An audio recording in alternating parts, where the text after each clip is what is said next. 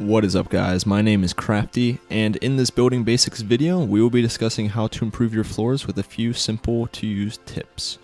Floors are a key aspect of your building, so make sure to apply a lot of effort into making them look awesome. In order to achieve both a beautiful interior and exterior, floors must be detailed and dynamic. Dynamics is a large part of capturing people's attention and making them say, wow, the inside of this house is really awesome. Though some of these tips may seem obvious, or you may have already used them, I often see many players completely ignore this aspect of their build. I know that by using a few of these tips, you guys will be on your way to making your floors look fantastic, and as a result, making your buildings look fantastic.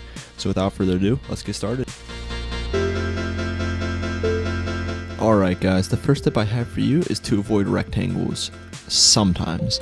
In certain cases, rectangular interiors can look great if used properly, but most of the time I would say try to experiment with the shape of your floor. Also, please note that all squares are indeed rectangles, so this tip applies to square interiors as well.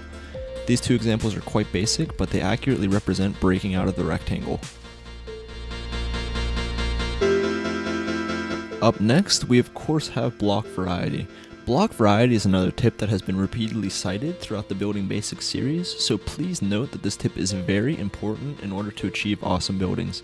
When applied to floors, it can really add a nice level of detail, whether you mix in different types of stairs to make it look like blocks are missing, or if you simply use different block types. Give this a shot and see what combinations you like the most.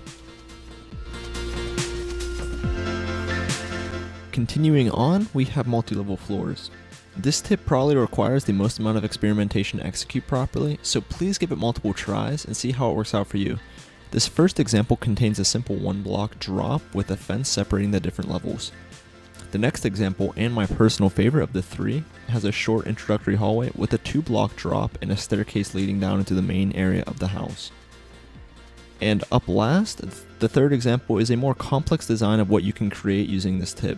These are simply examples, so please feel free to use them. I will, however, encourage you guys to try and come up with your own, as it will help you guys grow as builders and find your own unique styles. This last tip is one that many of you have probably already used before: balconies and staircases. Whether or not you have used this tip before, please try to practice with different styles in order to maximize the appearance of the interior of your build and to develop a unique style that is your own. This first example contains a staircase design that I have used since the official release of Minecraft, which was version 1.0. I use a variety of different staircase designs, but this one is without a doubt one of the most beautiful compact designs I've come up with.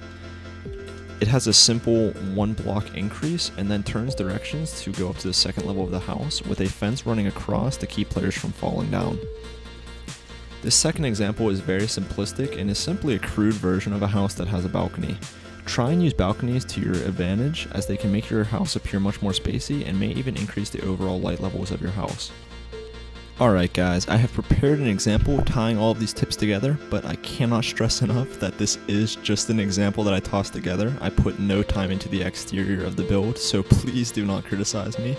I just put some minor detailing on the front because I was utterly ashamed of how it appeared whenever I was getting ready to record. But anyways, you can see that there are 3 levels to this build, to include balconies, and there is a staircase leading down to that bottom level.